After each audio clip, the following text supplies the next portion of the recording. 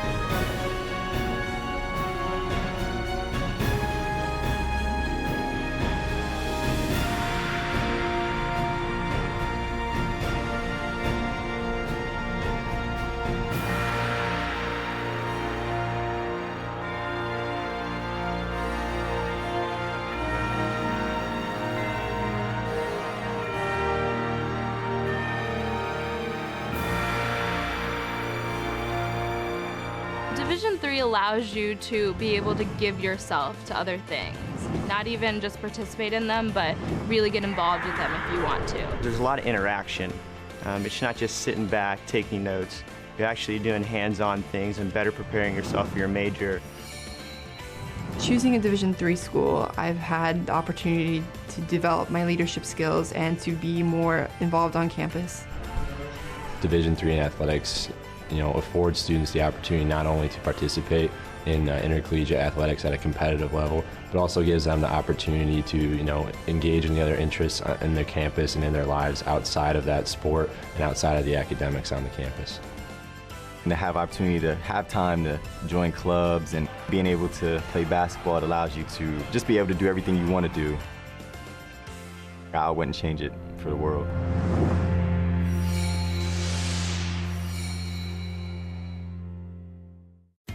I know sports is important, but having the academic part along with it is a big plus. I've discovered in myself, a newfound ability to overcome adversity at all different angles. At a Division III school is really shaped around you developing yourself as a complete individual. The end result in my mind is you just become a very well-rounded person. Before I came into college, I didn't really think I'd be able to balance so much. It helps a lot that you have a family with your team that can guide you. With a D3 school, there's a lot of time for other opportunities. The coaches expect a lot of you during soccer, but after soccer, that's your own personal time to really find out who you are and other opportunities that you can pursue. By balancing all of my interests, basketball, my leadership skills, and academics, I'm able to better prioritize my life and to manage it.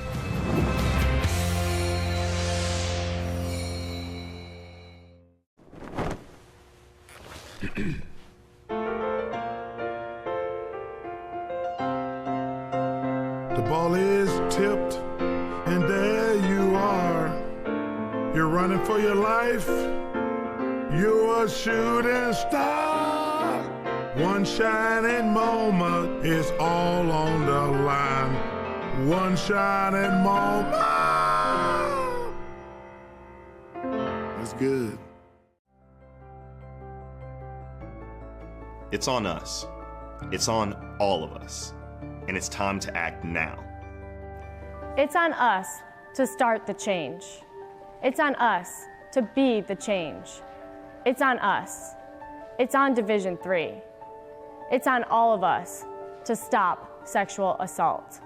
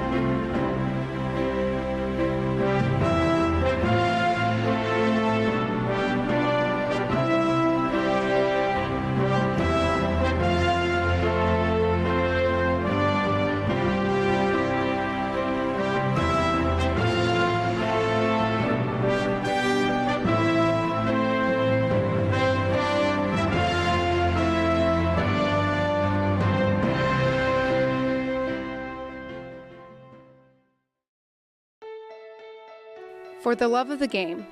That's what it's all about, they say. But for those of us who are Division III student athletes, it's more than that. It's more about team and the schools and communities we represent. And for the many of us blessed with the strength to compete in sport at the college level, we understand that with what we were given comes a special obligation. Our obligation to help those who have their own special needs and whose love for the game is no less intense. That is why NCAA Division III teamed up with Special Olympics. Since August of 2011, we and others from Division III campus communities have volunteered more than 250,000 hours, time away from the classroom and practice field, reaching across the country to coach and mentor Special Olympics athletes. And to learn that in giving, we receive so much more in return. Help us keep that dream alive. Be part of it. Get involved. You can make a difference. I've won Olympic gold medals. But this is a race I really want to win. 10 people in America drown every day. It's the race to save lives. 1 in 5 kids are younger than me. Growing up, my mom was afraid of the water, something she did not want me to feel. So I enrolled Missy in swim lessons. Swimming became my passion. It changed my life. And now you can do the same for someone that you love. Drowning is preventable. Did you know that swim lessons reduce the risk by 88%? Visit usaswimmingfoundation.org to find, get, or give a swim lesson. There's nothing more precious than your child's well-being. So act now before it's too late. Make us splash! I'm glad I did. Thanks, Mom. The USA Swimming Foundation, saving lives and building champions.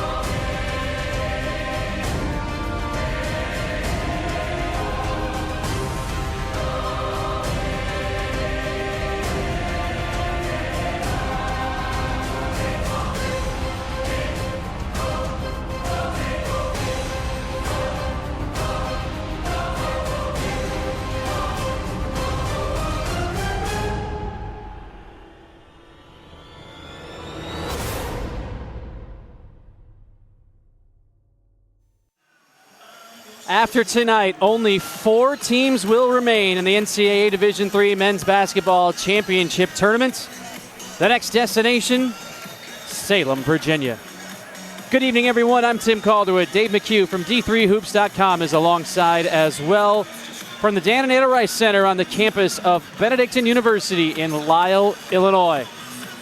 One of these two programs, either Benedictine or Alma, will be making appearance number 1 in school history in the Final Four next weekend in Virginia. Dave, I was reading some of the message boards last night, and someone said it's kind of like David versus David in this contest between Benedictine and Alma here on this Saturday night. Yeah, and very much so. I mean, these two teams have been the conversation starters in each of their regions and really across the country in the terms of coming out of not nowhere necessarily, but certainly making national statements throughout the year. For the Eagles, it's quite simple. They went through the CCIW and beat 5 teams, including 2 who are in the conversation at the top of the conference. Went undefeated in their own conference and have certainly taken care of home court so far in the NCAA tournament. For Alma, they were a conversation in the conference at the beginning of the season, became national at the end with some big wins, including over St. Norbert at the end of December. While they haven't necessarily gone on a run since then, they've taken some losses in conference quite expectedly. They have shown that they're probably one of the better teams in the tournament getting to this point, and now you do have you're right, a David versus David, because the Goliaths are elsewhere. The Goliaths are Augustana and St. Thomas. They're playing each other on the other side of Illinois to get the chance to go back. And you're right at the beginning. One of these teams is going to make its first trip to Salem, its first trip to the championship. That's what's kind of cool about Division III, and I'm looking forward to it. Alma is 24-6, Benedictine 29-0. Dave, Alma is in the NCAA championship tournament for the first time in program history. An interesting note on that, however, they haven't even had a winning season prior to this year since 1997. A definitely upgraded schedule helped Alma, and there is a lot of common opponents between these two. Obviously, Benedictine is unbeaten, so they are 29-0, and they have 5-0 record against the common opponents that Alma has faced. Alma has played North Park, North Central, Wheaton, and Ohio Wesleyan on the season, and they are 2-2 against those squads, with a home win over North Central and a road win at Wheaton, while losing on the road at Elmhurst and at Ohio Wesleyan. Of course, last night, Benedictine and Alma both advanced. Alma with a 70-64 decision over St. Norbert. Benedictine victorious by the final score of 97-84 against Ohio Wesleyan. And you look at that 13-point decision, and you're like, all right, it's a 13-point game. It was far from it. Both contests here yesterday were extremely competitive. Yeah, the 13-point really isn't indicative there. I think there was about a 5-minute, maybe a 10-minute stretch at the most in the middle of the second half where Benedictine was able to get control of the game, and Ohio Wesleyan, made a comeback on them several times. They got up by about 12, and Ohio Wesleyan came back to within 6 on several occasions. No surprise those two teams kind of battled it out. And 13 points really doesn't. We had a couple games last night where the 13-point type of spread didn't tell you the whole story. That's sometimes why you got to be at a game. We really appreciate it. And I thought Benedictine had to put a lot into last night's game to get past Ohio Wesleyan. Let's see how much they got in the tank for this one. It's interesting because Benedictine is playing back-to-back games for the first time this year. In the case of Alma, it has happened now on 3 occasions, so this will be actually 4 occasions. So this will be the 5th time that Alma is playing back-to-back contests. How difficult is it to play back-to-back affairs? For some teams, they kind of deal with it quite nicely. I think it comes down to what the coaching mentality is. Do you want to give them a break and make shoot around an easy one, or do you want to kind of make them work for it a little bit? It also depends on the game before. If you kind of were able to save some for this game, it's not bad. It's all about pacing yourself, and believe it or not, pacing yourself early in a game like this is critical. Don't be over-emotional. For example, this is a big game. You don't want to come out here amped up and gas yourself in the first 20 minutes if you played 40 minutes the night before. But the big advantage is media timeouts. You get a chance here to take a break, a few extra chances that you would normally not get in the regular season, and so that sometimes can play a major factor and help a team out. We'll meet the starting lineups in just a moment, along with the national anthem here at Benedictine University. It's the sectional final between Benedictine and Alma. in the 2016 NCAA Division III Men's Basketball Championship Tournament. Ladies and gentlemen, before we meet two of NCAA's Division III Men's Basketball Elite Eight, please rise, remove your hats as we honor America and the men and women who fight for our freedoms every day, both at home and abroad. And now, please welcome the Benedictine University Pep Band under the direction of Alan Legutke for the playing of our national anthem.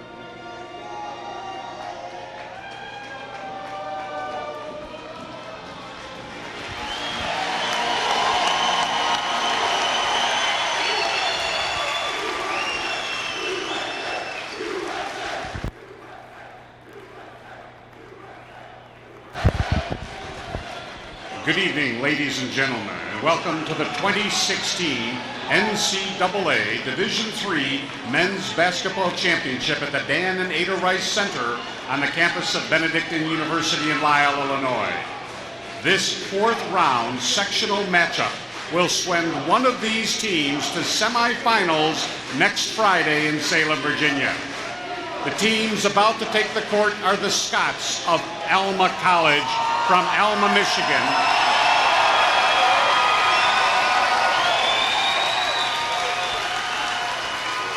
and the host, the Benedictine University Eagles.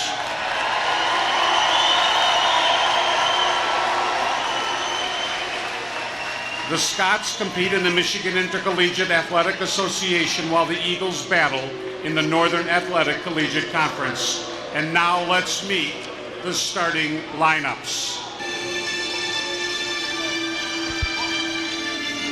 For the Scots, at 6'3", a senior from Shelby, Michigan, a forward, number 20, DJ Beckman. For the Eagles, at 6'3", a junior from Naperville, Illinois, a forward, number 33, Michael Blazek. From Alma College, at 6'4", a junior from McBain, Michigan, a forward, number 23, Trevor McNaught. From Benedictine, at 6'5", a junior from Shorewood, Illinois, a forward, co-captain number 35, Adam Reynolds. Scott, 6'7", sophomore from Mason, Michigan. The center, number 44, Doug Bradfield. Eagle at 6'9", senior from Naperville, Illinois. The center, number 32, Luke Johnson. For Alma College, at 6'1", a senior from Rockford, Michigan, guard number 3, co-captain Scott Nikodemski. For BenU, at 6'2", a junior from Country Club Hills, Illinois, a guard number 2, Teron Harvey. And finally, for the Alma College Scots, at 6'1", a junior from Rockford, Michigan, guard number 31, Chase Fairchild. And for the Benedictine Eagles, at 6'1", a senior from Gary, Indiana, guard number 3, John Dodson. The head coach for the Scott is Sam Hargraves, who was assisted by Charlie Goffnet and Ryan Clark. The Eagles are coached by Keith Bunkenberg, who was assisted by Joe Fano, Matt Jones, and Frank Janzik.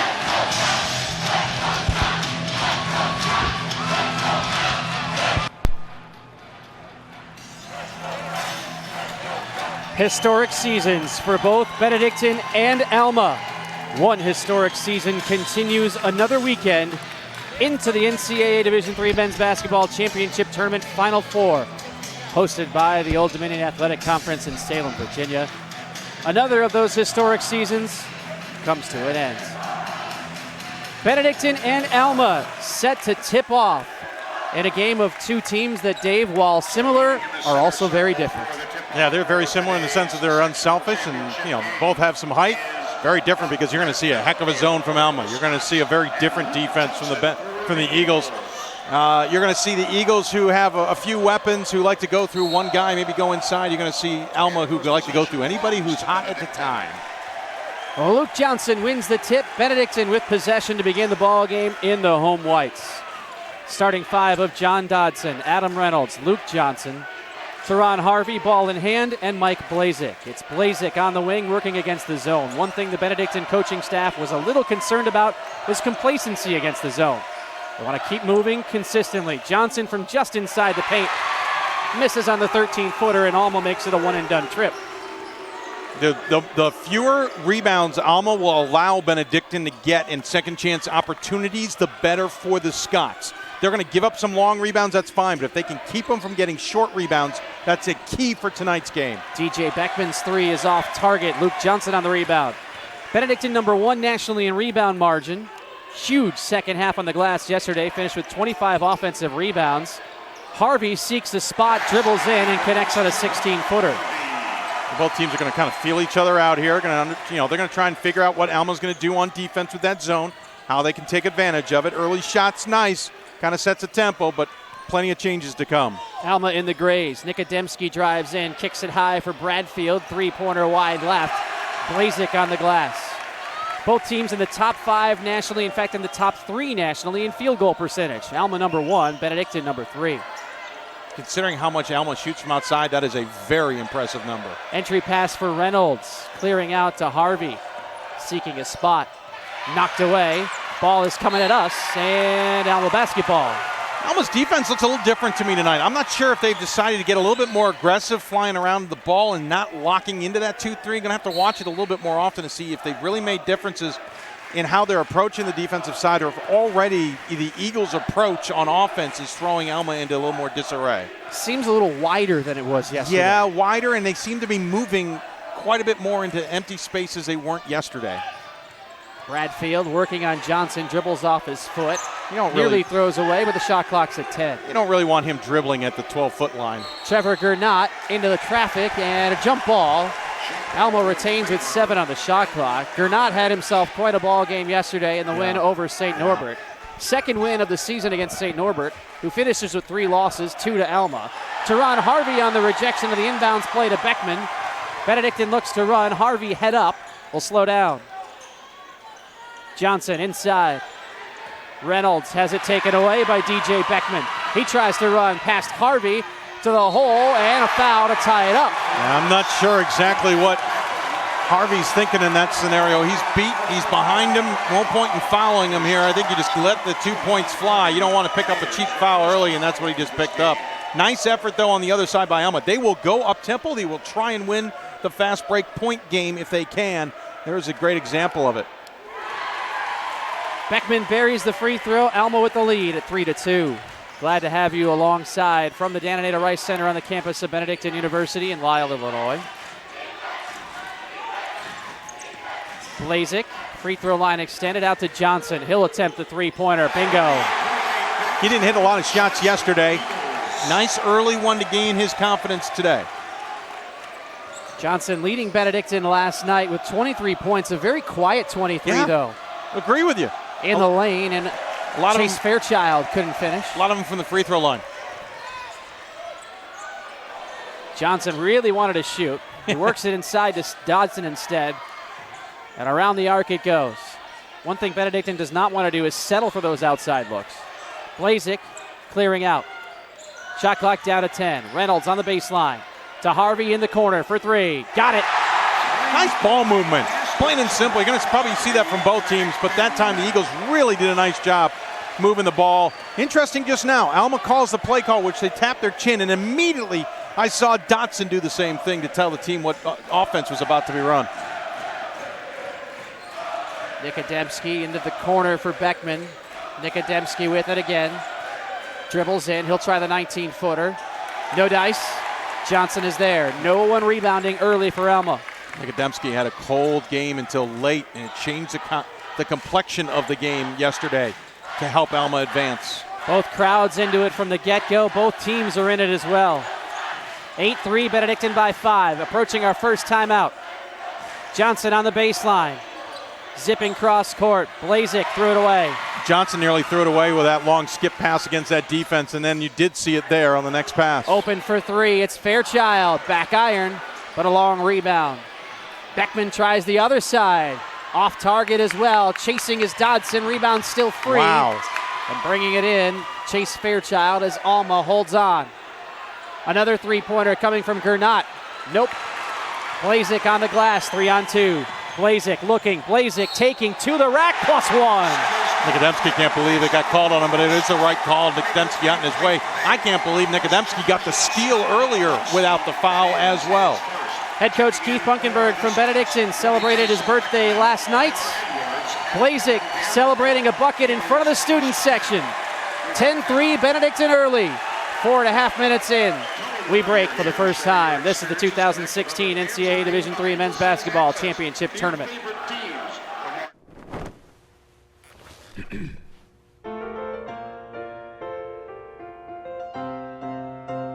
The ball is tipped, and there you are. You're running for your life. You're a shooting star. One shining moment is all on the line. One shining moment. That's good. Benedictine University with a lead of 10-3 at the 15:30 mark of the first half. Benedictine has hit both three-point attempts. Luke Johnson owning 3 points and 4 rebounds. There's Mike Blazik seconds ago from the wide angle in front of the student section. First 2 points for Blazik today. Teron Harvey already with 5, and Harvey was hushed yesterday. Alma just 1 of 9 to start as Blazik steps to the free throw line for Benedictine. 68% from there this year, and he misses on attempt numero uno. Got the other Beckman now into the game for Alma. Jason Beckman with the Mohawk look. They're going to go deep on their benches. They got the ability to, but Beckman, number 1, will be the guy who mainly controls the ball when he's out there. He's a sophomore. DJ Beckman, the senior. And Blazik gunning for the steal. An offensive foul is called on the newly entered Tyler Edwards. Yeah, a little illegal screen. You're going to see him here slide into the guy there. You see the hip check? He's trying to set a pick while passing. It's just frowned upon.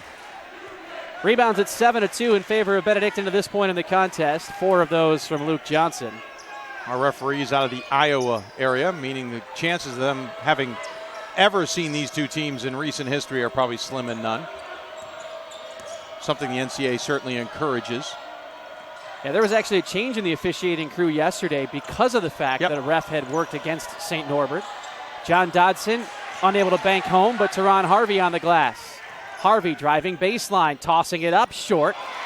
Reynolds just outreached for the basketball by Kevin Gamble. Game earlier in the tournament, I heard the note that the refs shouldn't have seen either team for 2 years.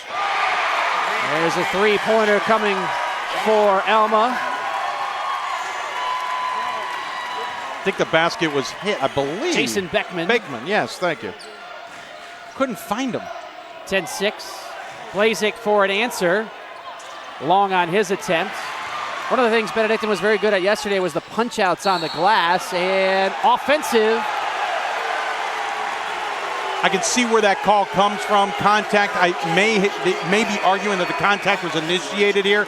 Check it out again. Yeah, that's a good call. Good call.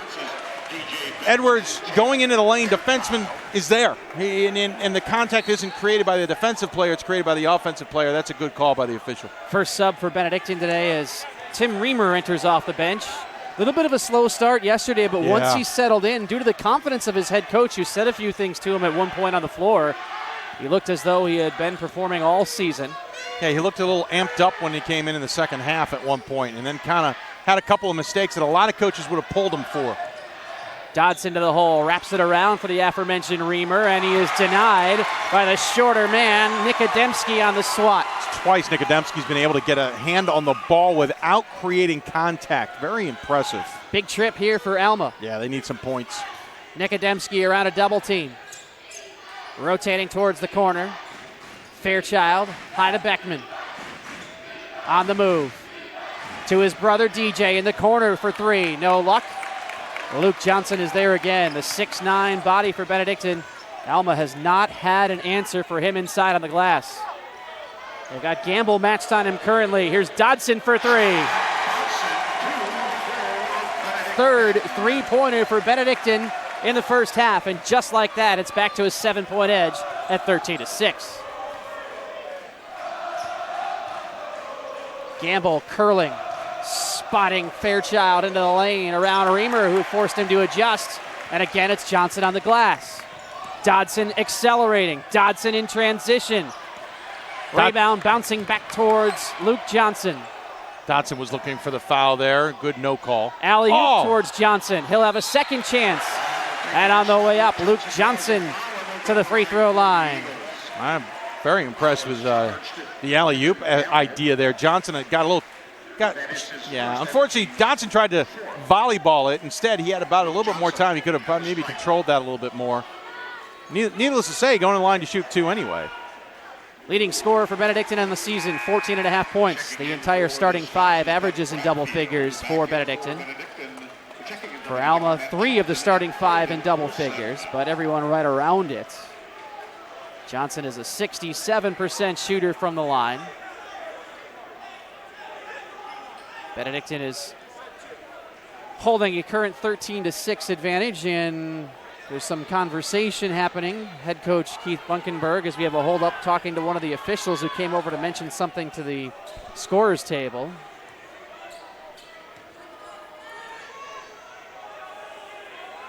Second for Johnson is up and also off the mark. Could he have out-psyched his own player? Sometimes those extra conversations will get a player hanging on the line too long.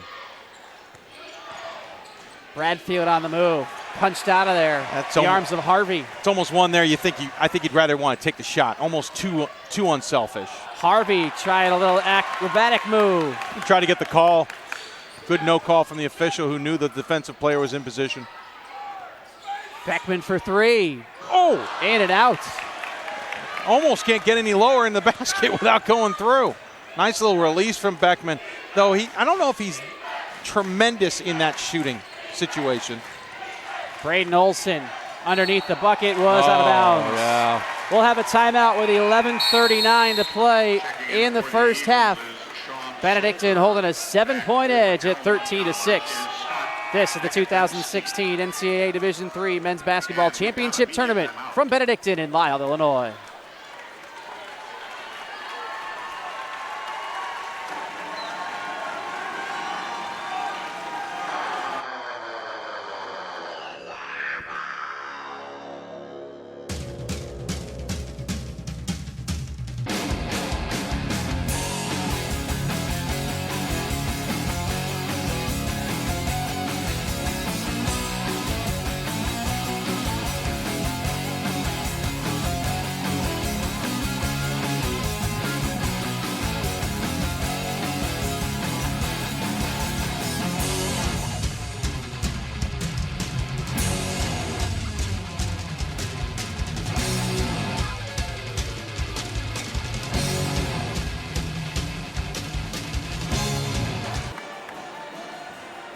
I'm Tim Calderwood, Dave McHugh from D3Hoops.com alongside Saturday night, NCAA Division III Men's Basketball Championship Tournament sectional final.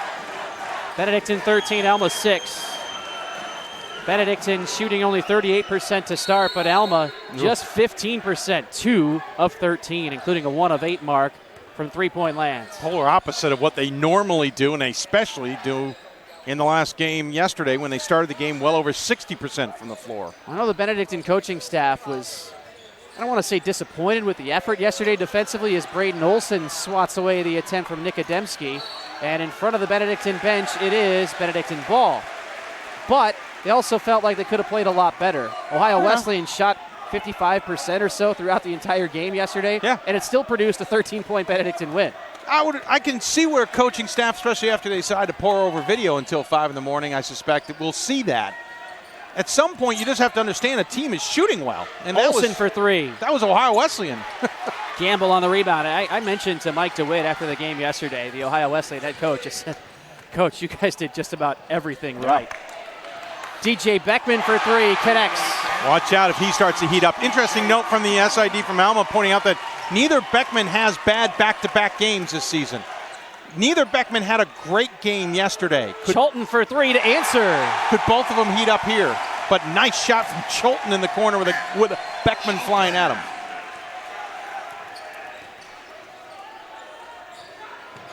Bradfield on the way, in and out. Almost seems a little bit quick-triggered right now. A little quick-triggered. Which plays into the hands of Benedictine. Here's Olsen for 3 of his own. Look out. Benedictine lights out from three-point range. 4 threes in the first 10 minutes of the contest. And a 10-point lead, largest of the game, at 19-9. Taking a page out of Alma's book from yesterday, where Alma started the game 6 of 10 from beyond the arc. Gamble twisting against Salter, did everything right defensively. And even everything right by Gamble offensively, just wouldn't fall for him. Nice little battle and then a step out of bounds. That's the second time in about 3 or 4 possessions he's been a foot out of bounds. Yeah, Olsen stepping out of bounds. So just to finish the Ohio Wesleyan point, Mike DeWitt said, you know, we did play a really good game, but that is a very, very, very good basketball team we faced. He also has said that, you know, the offense or just the rebounds in general, they're always out-rebounded, but they've been able to figure out how to play well enough to overcome that. He said just could not overcome it last night against the Eagles. Nice move from Nick Ademski, but he left it short. He was looking for the foul as well. You just have to go up strong.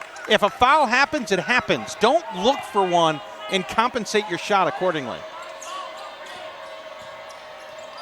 Harvey around a screen to Sean Salter. His three-pointer is money. A couple of big threes for Salter yesterday.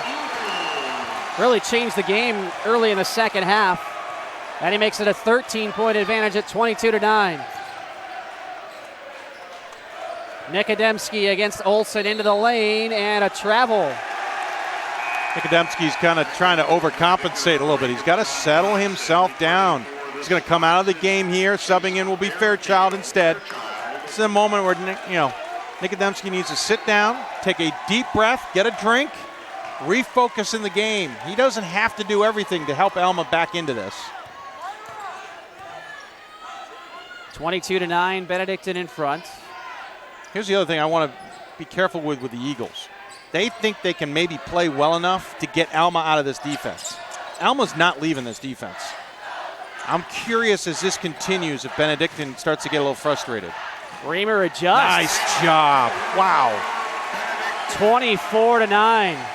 Are you kidding me? That was just beautiful patience for Reamer to understand he had to just wait for the defender to move. Campbell working on Salter. Offensive foul. That's going to be a combination of the right call and a little bit of an enhancement to get the referee to see it. I think he does lower his shoulder, as you can see there, though it's a little bit more of a fall to the floor, almost soccer-esque from Premier League, but the right call, don't get me wrong. Basketball is in the blood of the Mount Pleasant, Michigan product. His father, NBA player Kevin Gamble Sr. Matt Chilton, wow. Nice feed. 26-9, Benedictine in front. Edwards runs into a wall, well long.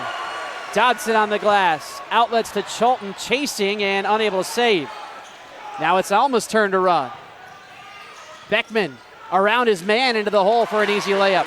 John Dodson pointing to himself, saying that one's on me. Interesting. Almost a steal on the other end. Boy, that's Edwards staying with it aggressively, and here comes Alma extending the defense. Yeah, coach sees it. He sees it, the effort by his own player there and taking advantage of it here.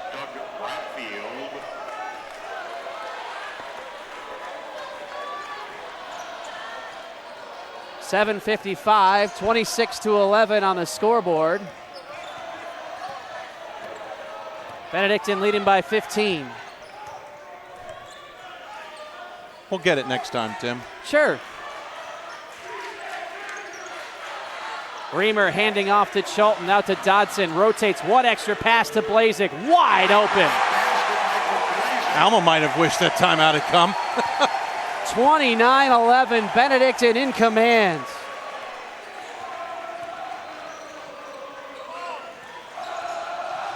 Fairchild to the wing, Gernot back to Fairchild. Over to Bradfield, zipping around the arc, down to 10. Edwards, cross court. A whistle leading to a foul underneath, and this one whistled on Tim Reamer.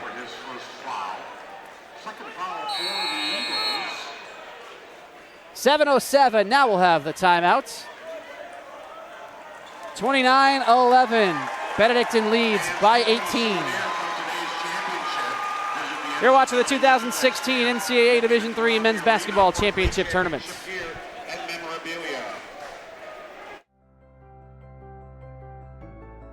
It's on us. It's on all of us. And it's time to act now. It's on us to start the change. It's on us to be the change. It's on us. It's on Division III. It's on all of us to stop sexual assault.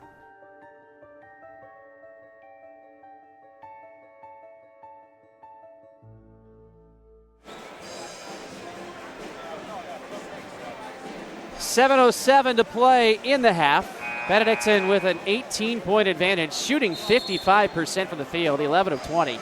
6 of 8 from three-point range. While we have a second, want to once again welcome those who have gathered on the campus of Alma College at Art Smith Arena to watch tonight's contest. I understand there was roughly 200 or so congregated yesterday. That's outstanding. I love when schools put that stuff together, and now that thanks to video streaming capabilities, which are certainly being done well here, you know, you get a better chance to see these games, which has allowed Division III to become much more national. As Beckman nails a three in the far corner once again on the move off of a pick. John Dodson working around the arc. Had to take a picture of Ernie for my little one. Aw. My little one's listening in. Hello back there in Baltimore. Chalton in front of the Alma bench. Oh. In and out. There's Reamer, though, with a hustle, taking it away from Beckman. Terrific effort, second effort. Those are the shots that Alma does not want to give up, though. Those rebounds inside, quick chance opportunities. Posting is Bradfield. Gernot baseline and a hand check. And Michael Blazik charged with his first foul. Back in for the Scots is Scott Nikodemski. And Nikodemski will come back. Yeah, returning. That's going to be key. Let's see how he plays here. 31-14. Benedictine more than doubling up Alma to start. Nikodemski directing traffic. Stepping out is Fairchild.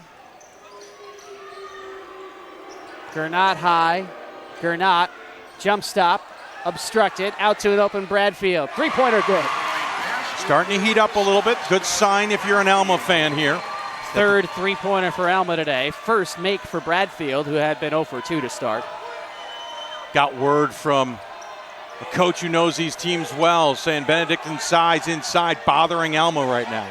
Couldn't disagree with that. Reamer turns it over. It's bothered a lot of teams throughout the course of the year, though. Beckman in transition. Hoop and harm for Jason Beckman. Jason's got fire for this team. If he gets hot, look at him control the ball, control himself, and get in. He got undercut just a little bit there. And Beckman will go to line for the three-point opportunity. Beckman averaging almost 14 points in NCAA tournament action. The sophomore at the line to complete the three-point play.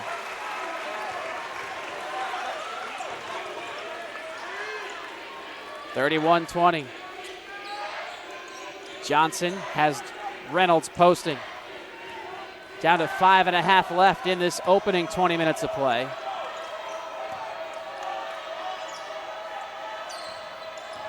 Blazik to the corner. Dodson baseline, pulls up.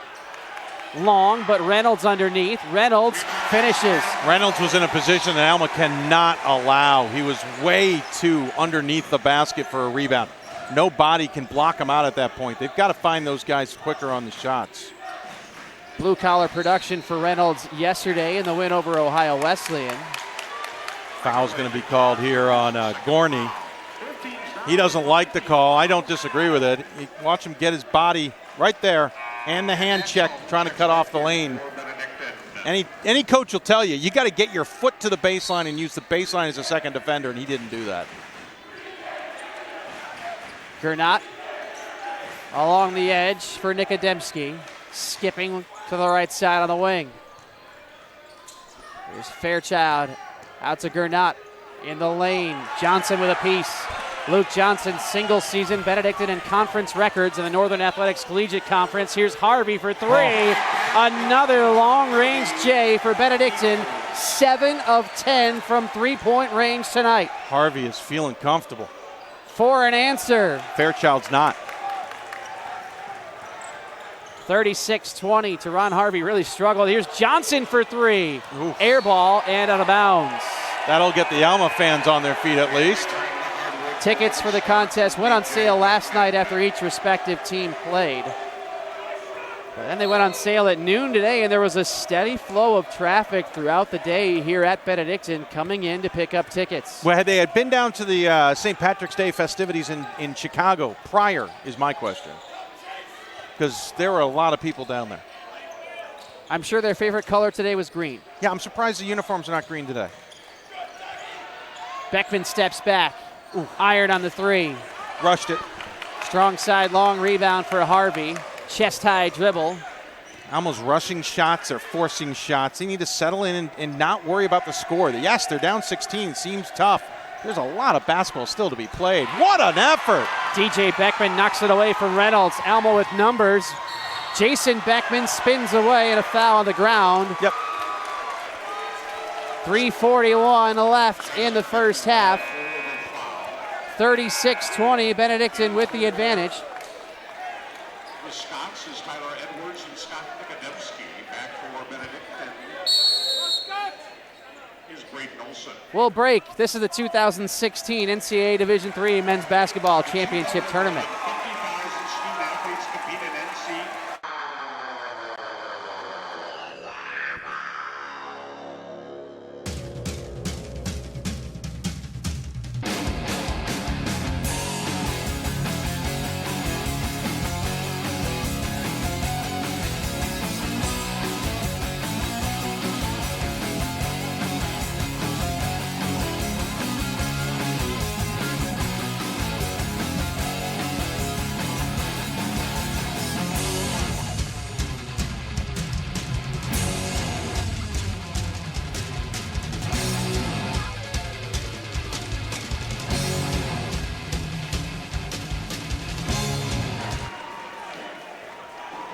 Tim Calderwood alongside Dave McHugh from D3Hoops.com. Dave, a quick check-in on some of the other scores in sectional final action tonight.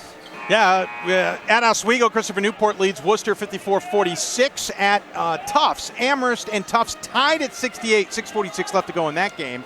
And then the game on the other side of Illinois, 7:26 left to go in the first half. St. Thomas leads the number one team in the country, Augustana, 24-16. Here it's 36-20 in favor of Benedictine, who has led for a bulk of this first half. And the rim just has a hole on it right now for Alma. I was trying to think of the best way to describe that. But they're almost slightly off. It's almost like they think the rim has moved 2 feet to its right. Jumping the route is Edwards, working on Reynolds in transition, and Reynolds really forced Edwards to try and hurry. Could have eased up, had some numbers coming. Here's a timeout for Benedictine. It's a 30. Remember yesterday, by the way, Alma did not call their first half 30. I mean, interesting in his last 3:07 if he does it. I mean, he doesn't have to call it. It's not like he loses more than the fact that he just doesn't get to keep it in the second half. It's kind of a free timeout, and when you consider the fact that we have stoppages every 4 minutes anyway, it's like you're getting almost 8 extra timeouts during a game. Yeah, to be honest, really 9. Well, yeah, 8. Alma's going to maybe have to use one, though, here in this half to get a good look at the end of the game. But, interesting, Coach Bungenberg wanted to use it there. 3:07, I thought he had a little bit of momentum after a bad shot, but chose to slow things down here with 3:07 remaining, get his teams, kind of get everything under themselves here. Plus 10 on the glass for Benedictine to start, 22-12. I guess the good thing for Alma, 25 offensive rebounds for Benedictine yesterday and only 5 so far with just 5 second chance points. 16-point advantage. Benedictine ball in tow. Dodson gives to Olson. Shot clock down to 10. Dodson around a screen. Johnson posts, has it. One extra pass to Olson in the corner for 3. Oh my gosh.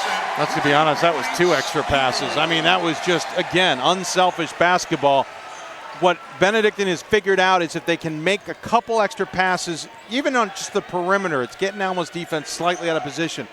8th first half three-pointer for Benedictine. Ooh.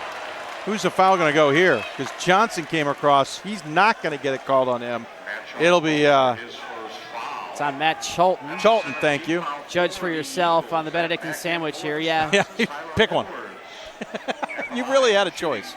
At the free throw line is Scott Nikodemski. There's things called double fouls, but not by definition there. 76% shooter this year. First attempt high off the glass. Yeah, that just looked awkward. I think Alma's going to need to go into the break here and just compose themselves and not stress. Realize that they can easily get back into this game the way they can normally shoot and play defense. But they just can't come out here and press like they have so far in this first half. That one just barely got in.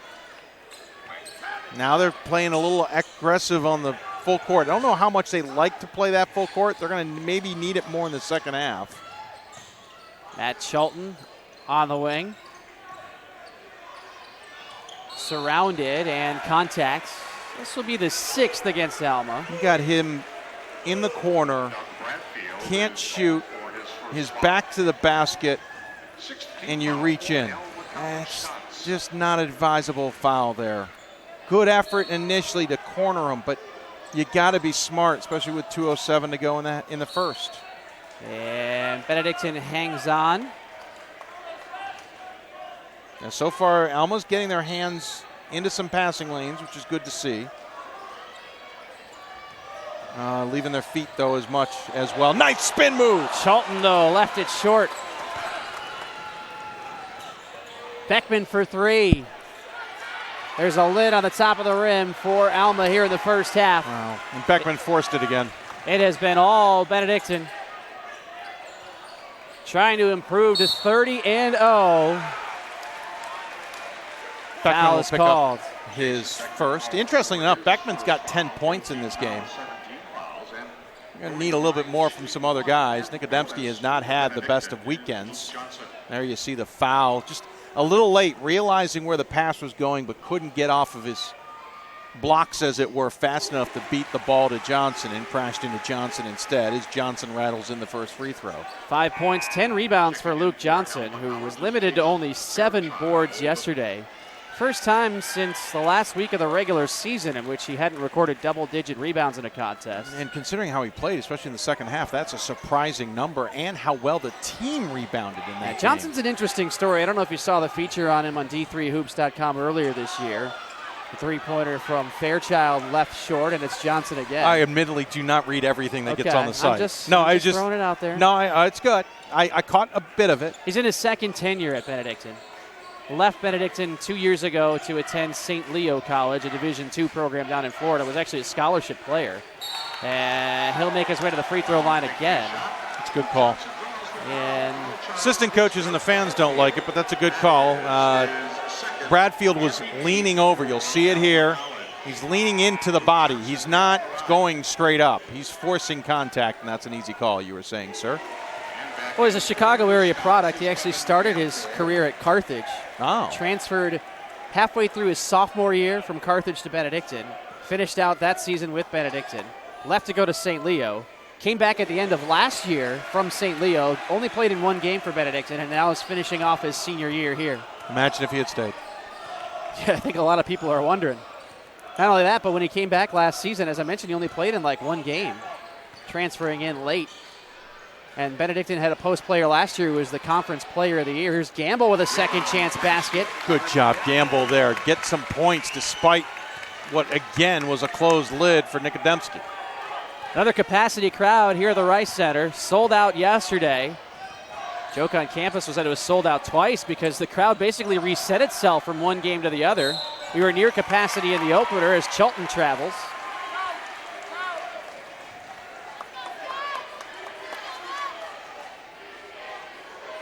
.5 seconds left. Obviously, you can't make up a 19-point deficit right now, but you need some points and confidence. Nikodemski to the hole, and Johnson forced him to leave it short.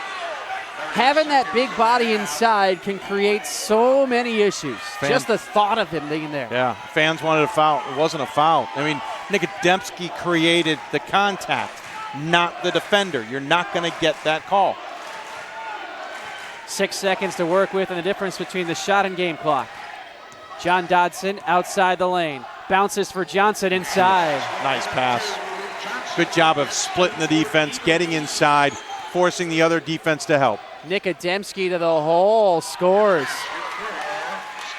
We have reached halftime. It is a 19-point lead for Benedictine and a half for Alma in which absolutely nothing went right. 44-25 on the scoreboard. Benedictine holding a 19-point advantage in the sectional championship. The winner moves on to Salem, Virginia for the first time in program history. Prior to this year, Benedictine had never won in the NCAA championship tournament with the exception of 1 year, and that was 1991. When Benedictine reached the national quarterfinals, which is, of course, the same spot where they are right now. Keith Bunkenberg is in his 21st season as the head coach at Benedictine. He has guided 6 teams to the NCAA tournament, had never won a game in tournament play before this year. Alma at 24-6. Sam Hargraves is in his 5th year, greatly exceeding expectations.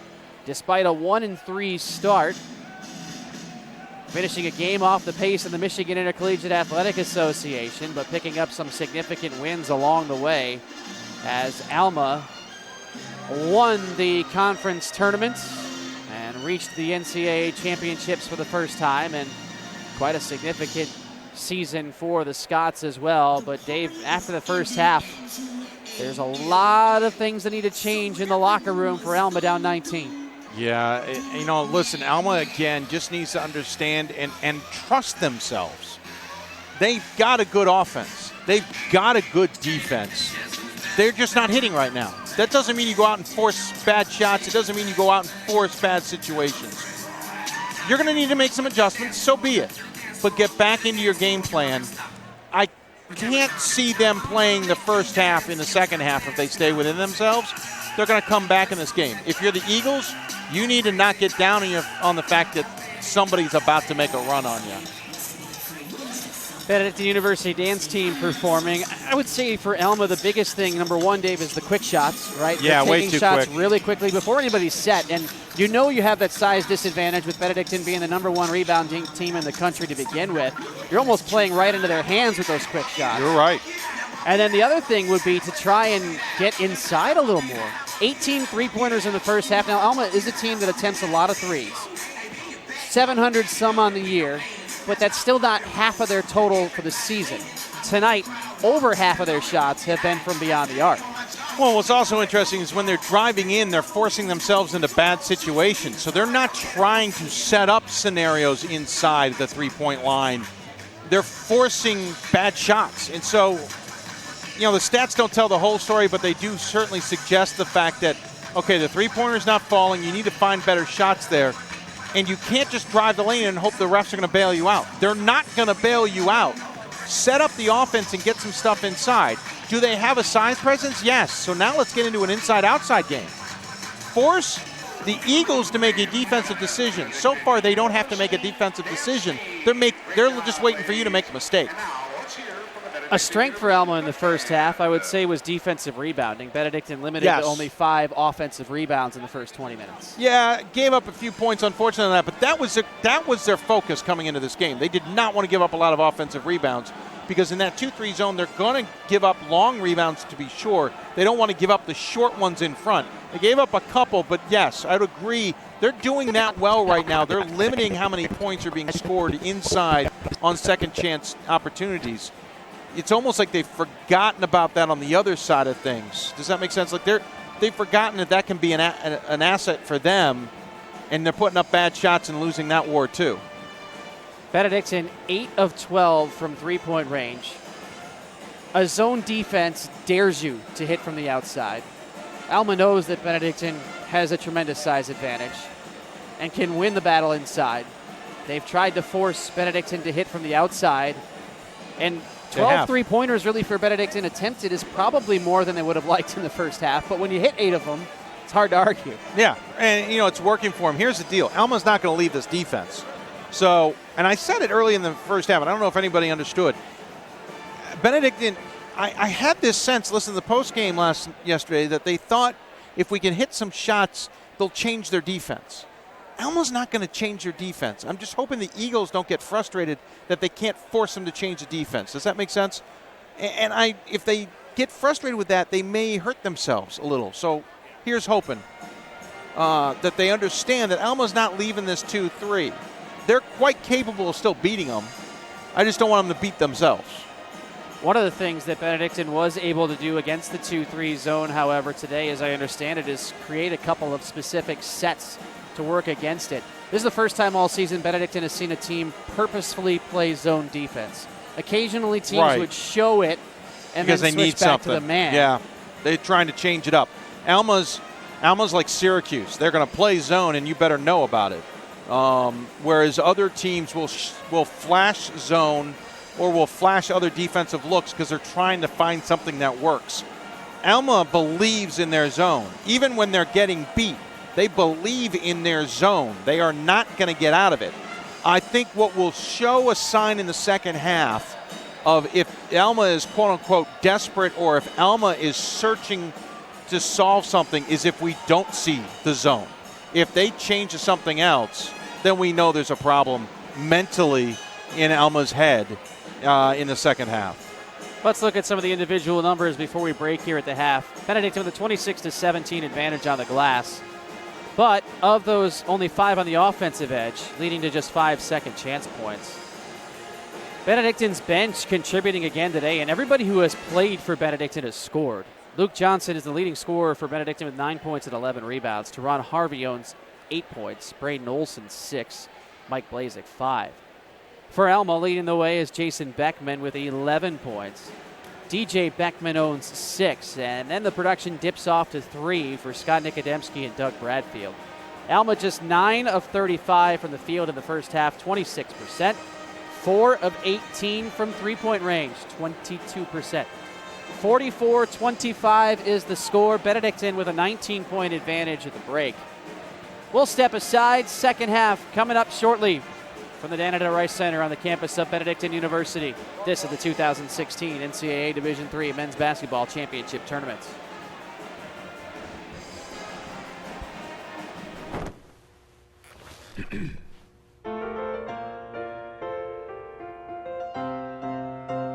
The ball is tipped, and there you are. You're running for your life. You're a shooting star. One shining moment is all on the line. One shining moment. That's good. It's on us. It's on all of us. And it's time to act now. It's on us to start the change. It's on us to be the change. It's on us. It's on Division III. It's on all of us to stop sexual assault.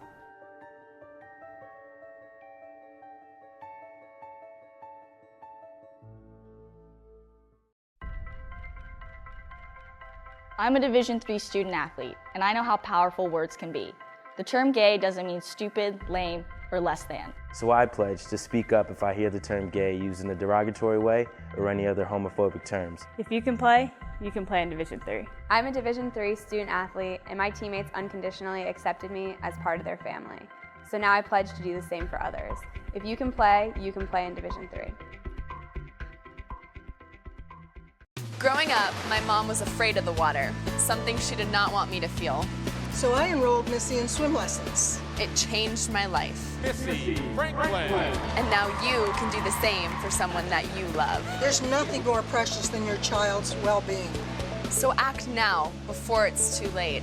Make us fly! I'm glad I did. Thanks, Mom.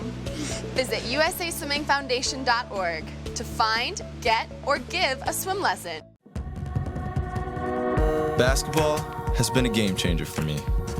It's helped me grow as a teammate and a leader. By establishing standards for youth development, USA Basketball is making a difference for players of all ages. Through education and training, they're helping to make the game safer and more fun. Make sure your child is taught the right way. Ensure you're the best coach you can be. To learn more, visit usab.com or download the USA Basketball mobile app. I've won Olympic gold medals. Missy Franklin. But this is a race I really want to win. 10 people in America drown every day. It's the race to save lives. 1 in 5 kids are younger than me. Growing up, my mom was afraid of the water, something she did not want me to feel. So I enrolled Missy in swim lessons. Swimming became my passion. It changed my life. And now you can do the same for someone that you love. Drowning is preventable. Did you know that swim lessons reduce the risk by 88%? Visit usaswimmingfoundation.org to find, get, or give a swim lesson. There's nothing more precious than your child's well-being. So act now, before it's too late. Make us fly! I'm glad I did. Thanks, Mom. The USA Swimming Foundation, saving lives and building champions.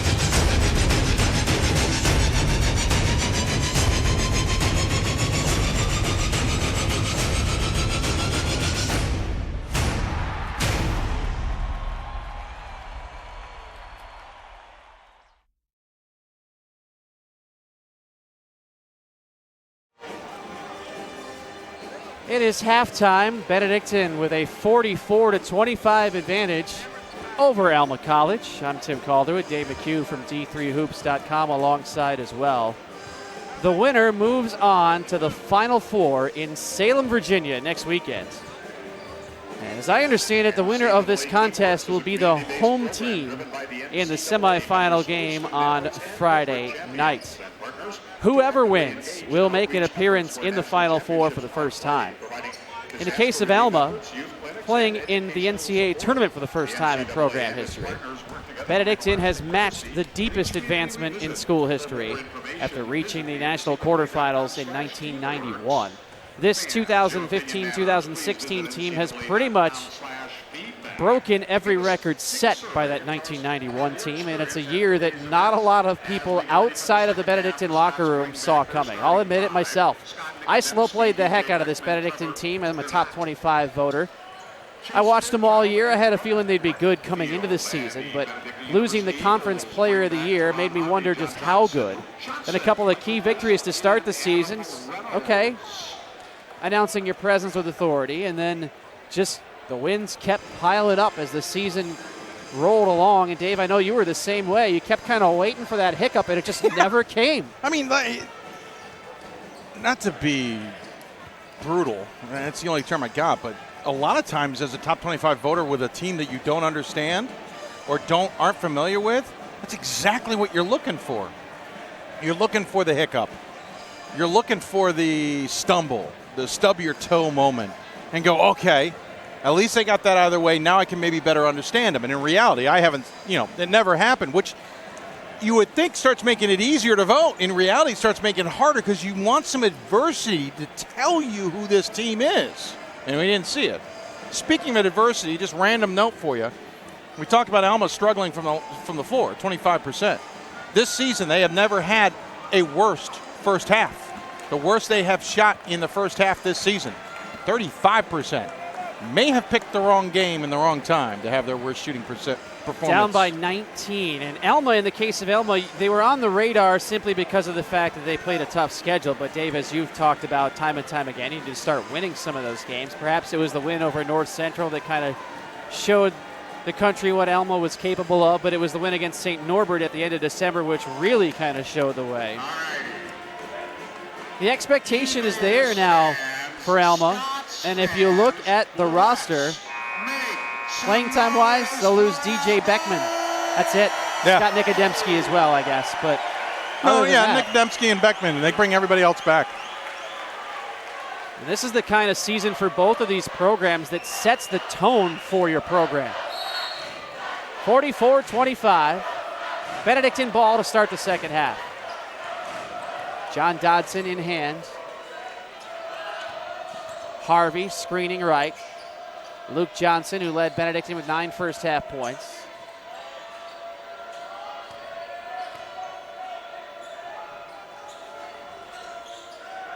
Johnson with a screen for Blazik. Down to 8 on the shot clock. Harvey for 3. Splashes in. My gosh. 9th three-pointer for Benedictine today. If they keep that up, it may not matter what changes you have made on whether you're going to get back in this. 47-25, Benedictine with a 22-point advantage. DJ Beckman inside over the top of Harvey. And if you're Alma, maybe you just need to work a little more on that inside game to try and at the very least have something started. 20-point advantage for Benedictine. Mike Blazik tosses it out of bounds. Benedictine led for all but 15 seconds of the first half. Largest lead was the halftime advantage, or right before the half anyway, at 21 points. It's 20 at present. Ooh. Dotson playing hot potato, threw it away as he tried to save. Bradfield with an anticipation defense there. Knowing the player's in trouble and is going to have to bail out. Wow. And Bradfield saves it in front of the bench. That one, if you're an Alma fan, you might want to have an argument with. It looked like he got hit pretty hard by Johnson. Bradfield for 3. Short. Teron Harvey on the glass.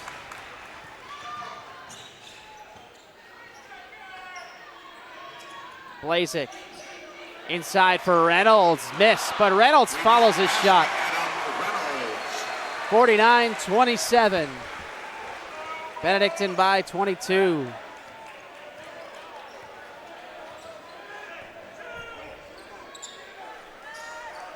Two minutes into the second half.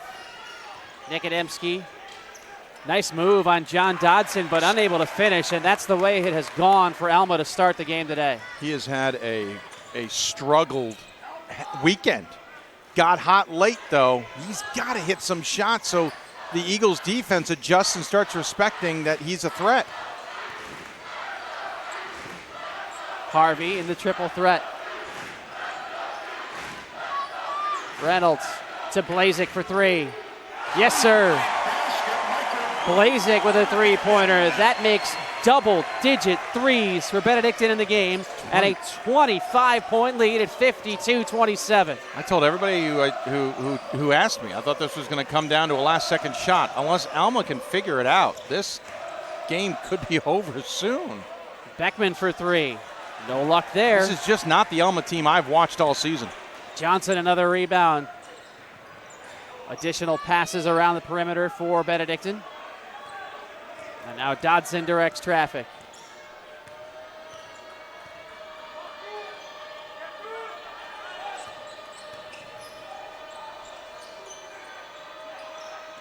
Johnson working his way in. Unable to kiss home, but Adam Reynolds an offensive rebound. And if you remember in the second half yesterday, Dave, it was the second half of the game against Ohio Wesleyan in which Benedictine really started to exude their will inside. Yeah, that's the last thing Alma needs to see in this second half. Reynolds to Harvey in the corner. His three high off the rim, and Nick Ademski on the glass. Coach wants them to go faster down court. Sam Hargrave screaming, go, go, go. How about Fairchild's three-pointer? If they're going to go, that Fairchild's three isn't the option. They need points inside. They're going to need to they can't take this lead or this deficit out in chunks. They're going to have to do it little by little. John Dodson bounces for Luke Johnson. They are getting inside on Alma better than any team has, I think, all season.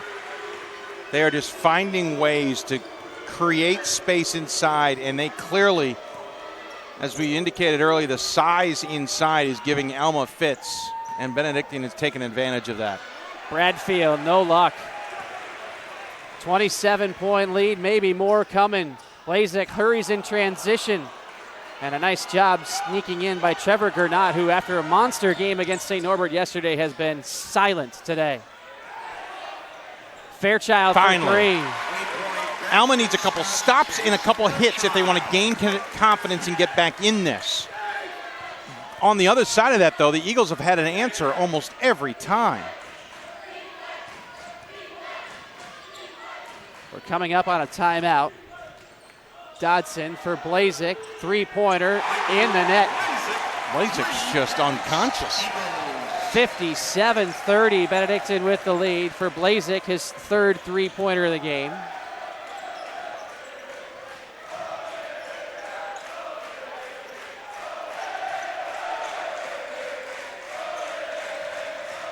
Beckman on the baseline, off the glass and in. Nice job, Beckman, there of understanding the situation. Drove baseline knowing he had the opportunity and then composed himself to hit the shot. Blazik for three once more. Oh, my goodness. Unconscious isn't even the right term at this point. A dozen three-pointers for Benedictine, the most in a game this year. And what's scary is Johnson knows he's hot because Johnson had a look inside.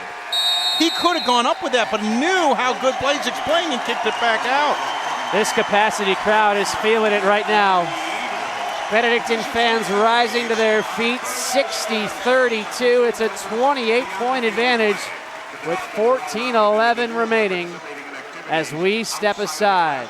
This is the 2016 NCAA Division III Men's Basketball Championship Tournament. Growing up, my mom was afraid of the water, something she did not want me to feel. So I enrolled Missy in swim lessons. It changed my life. Missy Franklin. And now you can do the same for someone that you love. There's nothing more precious than your child's well-being. So act now before it's too late. Make us swim! I'm glad I did. Thanks, Mom. Visit usaswimmingfoundation.org to find, get, or give a swim lesson. It is what's seeming to be an insurmountable lead right now for Benedictine, up 60-32 on Alma. as Benedictine continues to shoot well. 22 of 40 for the game at 50%. They are 6 for 10 in the second half. 4 for 5 for beyond the arc. Alma is starting to heat up, but not at the same pace.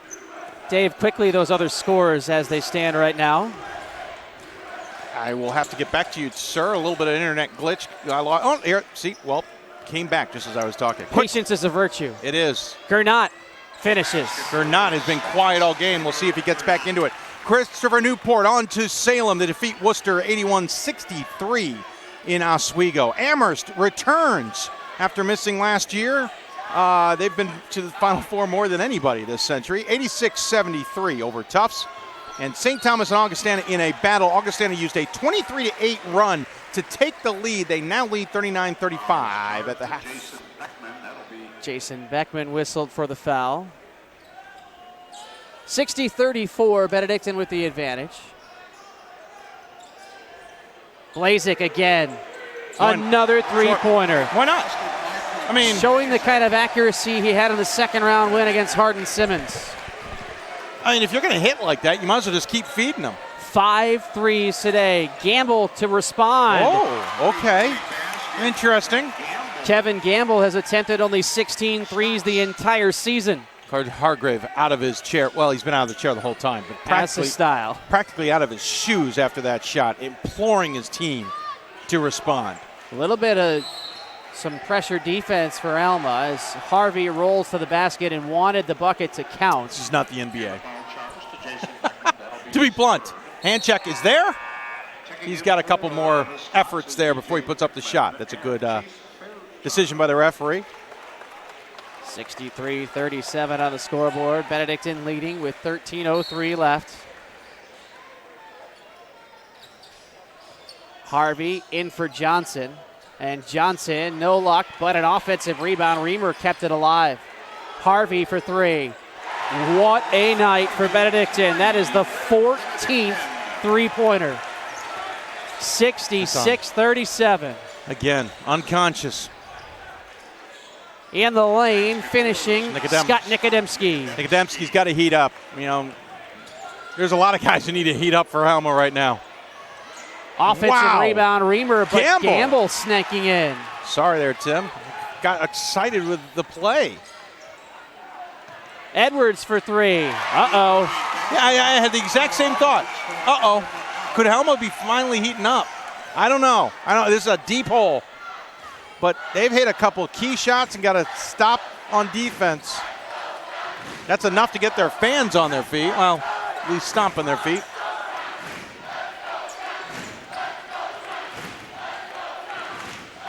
Olsen for 3. Extra pass. Wowzers. Braden Olsen having a career game. That is his 3rd three-pointer. The winner of this game will take on Augustana or St. Thomas in Salem. And right now, Benedictine is showing that they could earn it.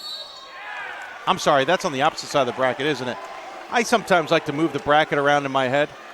The winner of this game will take on Christopher Newport. No, Amherst. Amherst, that's who it is. I got all the way around all 4. It's Amherst, trust me. 4th time's the charm. Would you like to try again, Dave McHugh? The winner will take on themselves. That's who it is. 27-point lead for Benedictine with 11:42 left as we break. This is the 2016 NCAA Division III Men's Basketball Championship Tournaments. Basketball has been a game changer for me. It's helped me grow as a teammate and a leader. By establishing standards for youth development, USA Basketball is making a difference for players of all ages. Through education and training, they're helping to make the game safer and more fun. Make sure your child is taught the right way. Ensure you're the best coach you can be. To learn more, visit usab.com or download the USA Basketball mobile app. Tim Calderwood alongside Dave McHugh inside Benedictine University's Dan and Etta Rice Center, Lisle, Illinois. Oh, wake up. There's a basketball game going on. Aw. 69-42. It's okay. I want to sleep too. Yeah, well, don't we all? It's been a long weekend, but hey, it's been fun, right, Dave? Sleep when the season's over. Oh, wait. No, I won't. We can pretend to sleep when the season's over. Exactly. Winner to Salem in the Final Four. Benedictine by 27. Alma heating up slightly, but still a huge mountain to climb. Edwards hounded. I'm not sure their deepest deficit coming into this. Contact as Sean Salter and Scott Nikodemski collide. Johnson's out of this game. This might be the opportunity for Alma to take advantage of. Johnson has been playing very well, as one observer points out to me, noticing inside that he's being smart against the zone and making good decisions. He's out.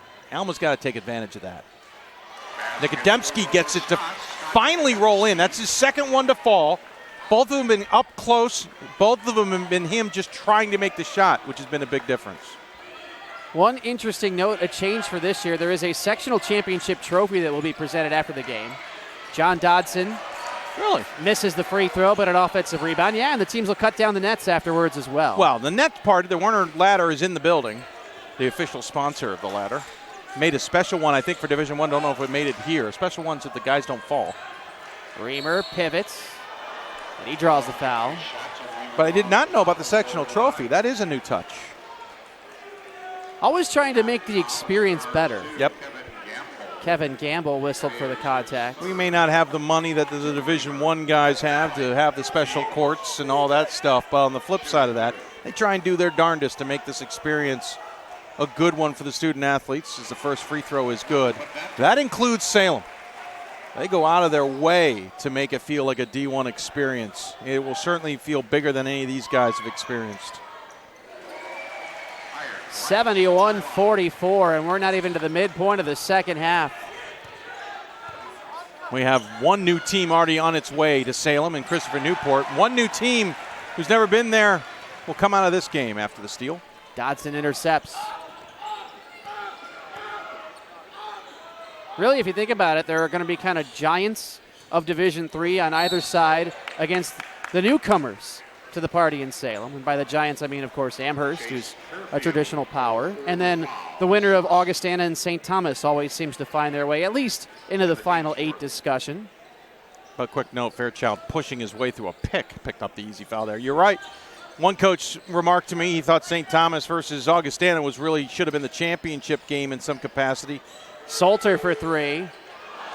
In and out, and Olsen wraps up Gamble on the glass. And we get those in Division III sometimes where the early game just unfortunately turns out to be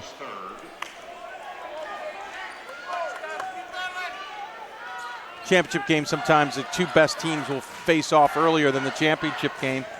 Committee does a much better job these days of trying to break those up. St. Thomas really can't get very far without running into a really top team. So of course, depending on which way you look at it, the central/west region as Edwards tries the three-pointer. Really the Great Lakes, I mean, there's so many schools. Edwards completes the second chance opportunity. Beckman with a heck of a feed there. There's so many schools within 500 miles of each other. That was what made it interesting, is you always have to wait until the bracket comes out on Monday to see which direction the committee went, because so many schools within driving distance and so many strong teams. Sean Salter with a baby hook. That was a beautiful little baby hook inside. Yeah, I can't tell you how many emails I get saying, hey, so who do you think so-and-so can make a run to the Elite Eight? I need to see the bracket first. I really do. Now Salter getting a little bit too creative on the hedge there. 9:18 left in the game, 73-46, Benedictine in front. Johnson still out of this game. Got to try and take advantage of that opportunity. If you're Alma, they really haven't. I've had the advantage of watching Luke Johnson all season long.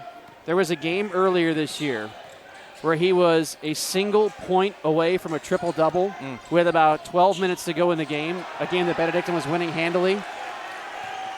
Keith Bunkenberg asked him, do you want to go back into the game? And he said, no, let's let these other guys have a chance. That's incredible. 1 point away from a triple-double. That's incredible. That's a tip of your hat moment. Harvey from up high. Of course, Nikodemski just turned it over, but his team on defense gets it back with no points scored by the Eagles. That's key. You know, this patience on offense is kind of what was lacking in the first half for Alma, as Edwards with another pretty finish. Yeah, and now we're starting to see it, and they've tripped Believe it or not, they've cut the lead to 15 here. Slowly chipping into this. Now look at the aggressive defense. A little too aggressive. I just was about to compliment it. Tyler Edwards. Here's Blazik off the bench, replacing Braden Olson. Remember, we get the extra media break in this half. The first timeout called will turn into a media break. That only is a difference in the sense of a 30-second will turn into about a minute and a half long break. We go with the short media breaks in the early rounds. The championship game will experience the full 2:30s. Yeah, and one other interesting note about Salem as well, the timeout situation, the halftime is actually 5 minutes longer. 20 minutes versus 15. We had this whole conversation. Yeah, I always have to kind of jog back the memory clocks. Yep, I do remember that now. Here's Johnson returning with 8:13 to play. Look at the Benedictine bench. If Alma gets back there, they're going to have a deja vu moment because John Carroll's band is annually makes the trip, even if the team doesn't, which the team has only made it maybe twice in my 16 years. I can't remember if that's the accurate number or not. Nice extra pass. Extra pass. Extra pass. Extra pass. Gernot in the corner. Wow. Offensive rebound. Credit Fairchild with keeping it alive. Beckman. Johnson's back in. It went off his arm. Ended up in, did you say it was Fairchild's hands? Kicked it outside. Beckman with a buried three. And it's down to a 12-point lead. 22-point lead. I can't do math. Reynolds inside. Forgive me.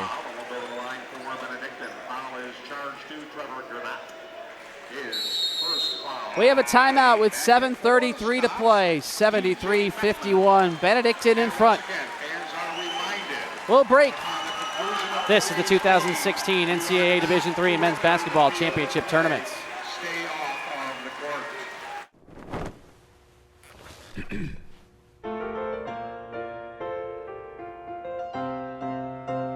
The ball is tipped, and there you are.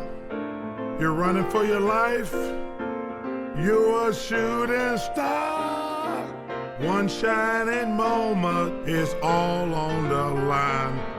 One shining moment.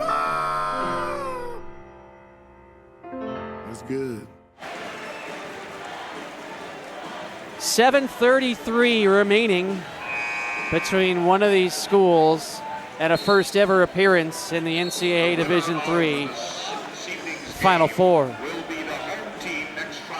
73-51. It's Benedictine with the edge at present. Hot shooting for Benedictine. You can say they've cooled off after shooting 53% in the first half, shooting only 50% in the second half. But the three-point shooting is actually better. 15 threes in the game for Benedictine. 15 of 22. 8 in the first half, 7 in the second half. Alma's shooting 58% here in the second half and really has not been able to chip into the lead. No. As Reynolds makes his first free throw. Realize Alma was down by 19 at the break, and Benedictine, despite Alma shooting 58%, has outscored the Scots by 3 here in the second half. Yeah, that's the amazing part. It's just Reynolds on the free throw. It's good. How much they're improving. And we kind of talked about it last night with Alma, how they created a buffer for their game. And in reality, that's what Benedictine has done, is they've created a buffer. It's just too hard to get through. Gernot on the move. Spins. Flips to Beckman. Corner. Along the baseline with the shot clock at 10 and the three from Beckman. Heating up still, but a huge deficit to overcome. 21-point margin with 7 minutes remaining. Johnson on the wing for Reynolds. Here's Harvey in the paint. Underneath to Johnson. Johnson has had a quiet second half. He's at 13 points. But a nice finish off of the feed. Here's Beckman again in contact. Got barreled over on that, didn't he, by Harvey? One of the things we talked about coming into the contest was the ability of both of these teams to pass and create shots. Alma has 12 assists on 20 field goals. Benedictine with 18 assists on 26 field goals. Free throw good from Beckman. We got 3 here, so we got a subs instinctually getting ready to walk in, but there's 3 shots here. 19 points for Jason Beckman off the bench today. His brother DJ, the only other member of the Scots to reach double figures with 10.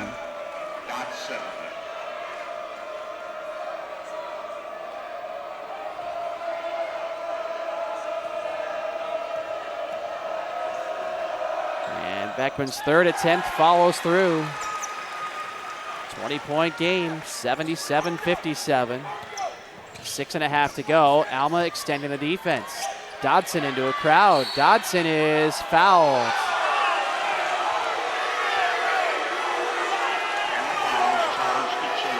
Apparently no one agrees with that if they're in an Alma uniform. The trap on Dodson. Maybe 2. At the line for Benedictine is John Dodson. And 7th foul against Alma. It's John Dodson. Bonus time for Benedictine. 9 of 12 at the line today for Benedictine.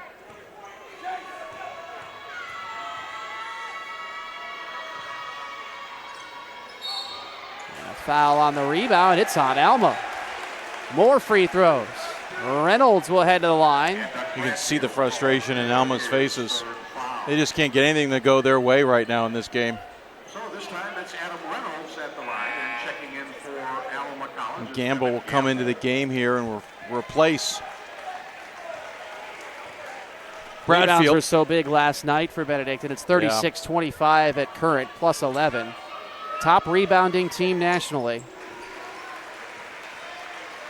79-57. You kind of knew it was going to be that way in this one as well. It was just what could they do with them? Could they get extra opportunities out of all that? 80-57, timeout. With 6:27 left. When play resumes, DJ Beckman checks in for Alma. 6:27 remain. That's our first timeout taken, which means it diverts to a full.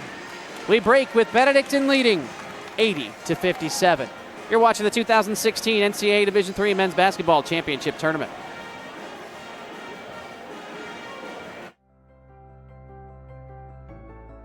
It's on us. It's on all of us. And it's time to act now.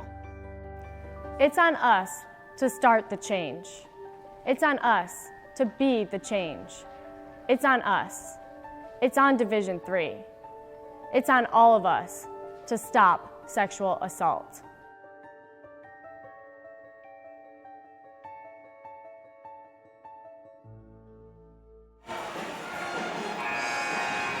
(80-57), Benedictine all over Alma. Dave, during the break, you just pointed out an interesting note to me. Benedictine is actually shooting better from outside than they are from inside.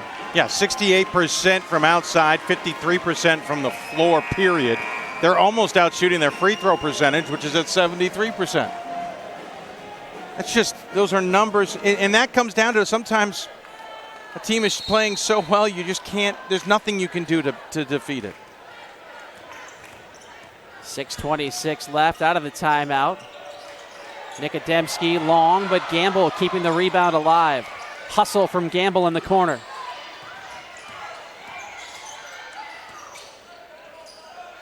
On the baseline, splashing it in, Fairchild, the mid-range J. Nice job there of making, again, the extra pass, kind of getting Eagles a little discombobulated on defense. But they got to get a stop. That means nothing if Alma can't get a stop right now.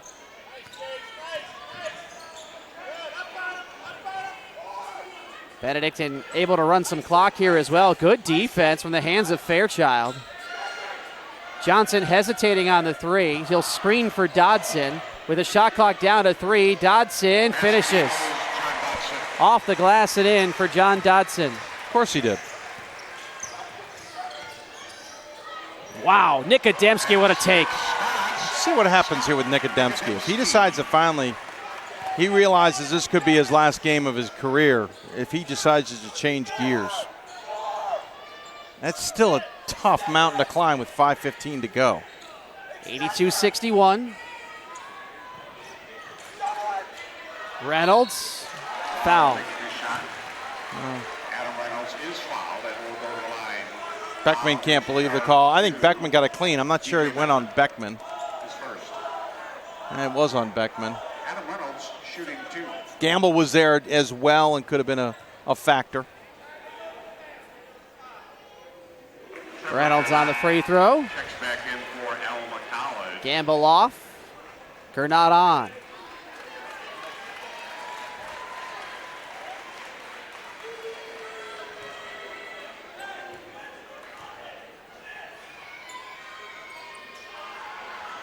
Beckman on the rebound. 5 minutes and change.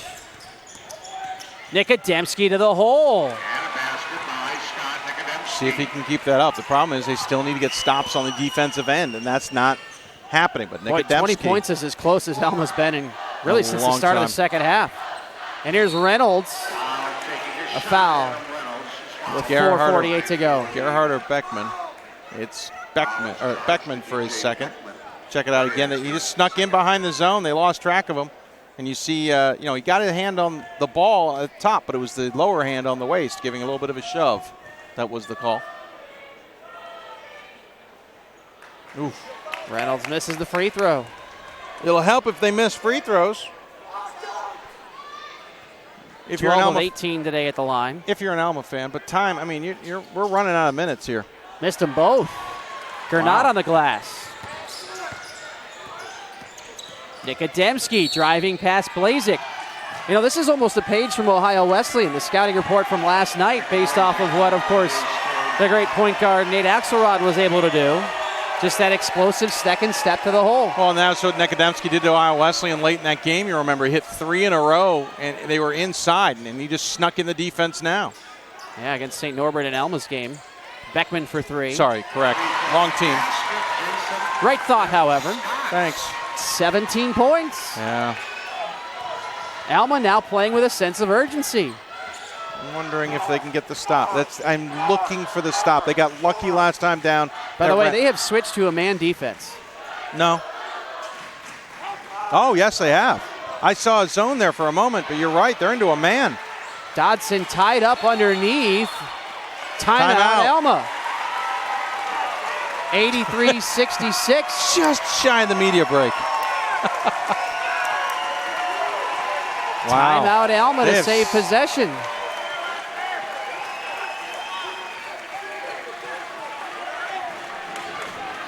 .30-second break, so this will be quick. Well, they're sitting, though. They're acting tie at up underneath. Oh, you can see him calling for the timeout. Yep, very good call. 83-66. Benedictine with a 17-point lead. Now, as was explained to us by the first NCAA rep who was here this weekend, Kevin Vandestreek, at the regional meeting on Thursday night, he said if you call a timeout within 30 seconds of a media timeout, it negates the timeout. I don't know if that's the case right now or not, though. Looks like there's a lot of questions being passed along the table. Yeah, that was something no, I'm not positive. I know the women moved to that this year. I don't know if the men did. Nikodemski by himself. Left it short. Got to foul that. He kind of stood there and watched. It's kind of a big miss.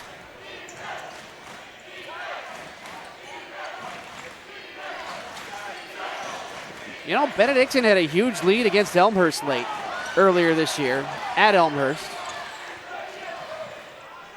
Harvey spinning off the glass and in. Allowed Elmhurst to battle to within 5 in the final minute after leading by 38 at halftime.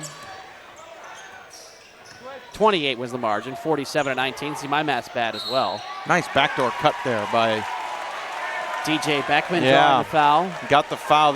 You sense the senior stepping up. DJ Beckman, there's that backdoor. Johnson didn't see it. Johnson did a nice job of cutting it off, though, in the end, but picks up the foul. So we are going to immediate timeout now with 3:24 left. It's a 19-point edge for Benedictine. Last one of the day. You're watching the 2016 NCAA Division III Men's Basketball Championship Tournaments.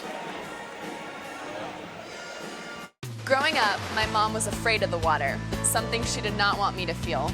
So I enrolled Missy in swim lessons. It changed my life. Missy Franklin. And now you can do the same for someone that you love. There's nothing more precious than your child's well-being. So act now before it's too late. Make us swim! I'm glad I did. Thanks, Mom. Visit usaswimmingfoundation.org to find, get, or give a swim lesson. 85-66, Benedictine in front. Alma's had a couple of opportunities here to try and get close. The seniors stepping up. Scott Nikodemski with 11 points, a couple of huge layups on consecutive possessions. Jason Beckman with 23, pacing Alma. That's a game high. Mike Blazek, 17. Teron Harvey, 16 for Benedictine. Luke Johnson with 13 and 13. Almost shooting 62% in the second half. And they're still losing this game by 19. They can't cut in too close. And what's really interesting is now, Benedictine is actually out shooting their free throw shooting now. I mean, from outside, 68% for the game outside the arc. It's just incredible.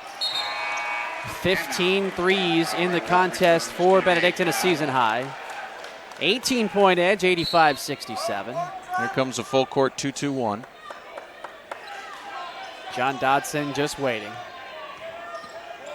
And Nikodemski snuck up on that one and left open Harvey for the easy break. Made it look easy. Now Alma back to his own. Here's Johnson with a dunk. That's going to get the crowd pretty much permanently into this. A rim rocker. Wow. Beckman for three, air ball. He tried to do the Reggie Miller, kick the leg out. Check Look out at the Johnson. dunk. Great feed. Reamer drew the crowd, and Johnson just cutting to the basket. That could be the dagger. I know there's still plenty of time, but 20-point game, I just don't see it happening.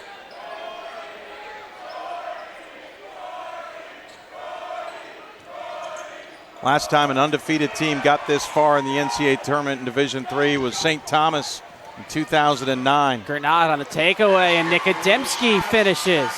They lost to WashU. It was WashU's second run to a national championship in 2 years. That was the last time in which a team was unbeaten entering the tournament as well. And this year there were two unbeaten. Yeah, Lancaster right. Bible lost in the first round, and here's Benedictine with a chance to reach Salem. Nikodemski is swatted by Harvey. I was about to say he's trying to will his team back, but Harvey just would have nothing of it. 2 minutes remain in tonight's game. Less than 2 minutes remaining. Benedictine with an 18-point lead at 87-69. The students are chanting Final Four. Blazek walked. Yeah, couldn't get a hold of the ball. Johnson's pass was a little errant. Johnson frustrated about something. You know a team is fired up and is not satisfied when they lead by 18 with 1:42 left to go with a trip to Salem on the line. That was one of the things that came across yesterday in the post-game press conference. It was a tie game at the half. Benedictine and Ohio Wesleyan were knotted at 42. Yeah. And those guys came together in the locker room and told each other, hey, you know what? We're not losing. We've got a lot of things we can do better. And they really turned it on in the second half. Coming away with a win. I mean, these two teams basically played opposite games from last night. Bradfield drives and he dunks. Speaking of a rim shaker. Didn't realize he had that speed. It's down to 16. 87-71. Harvey attacking.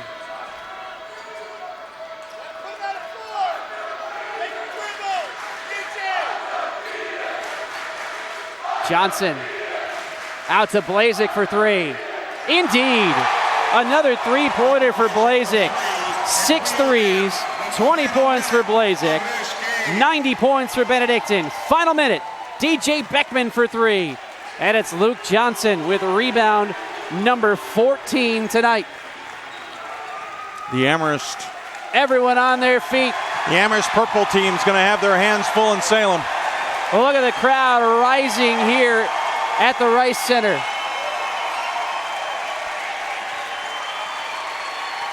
Final 32 seconds. Braden Olson for three, and it's been that kind of game. It absolutely has been that kind of game for the Olson Eagles. with a 12 to match his career high. Big grin on Olson's face on top of that. All alone, it's Bradfield with another dunk. Olson exchanging some words with Beckman, apparently. 93-73, Harvey across. Benedictine holds on. The celebration begins here in Lisle for the final 10 seconds. For the first time in program history, Benedictine University is headed to the Final Four.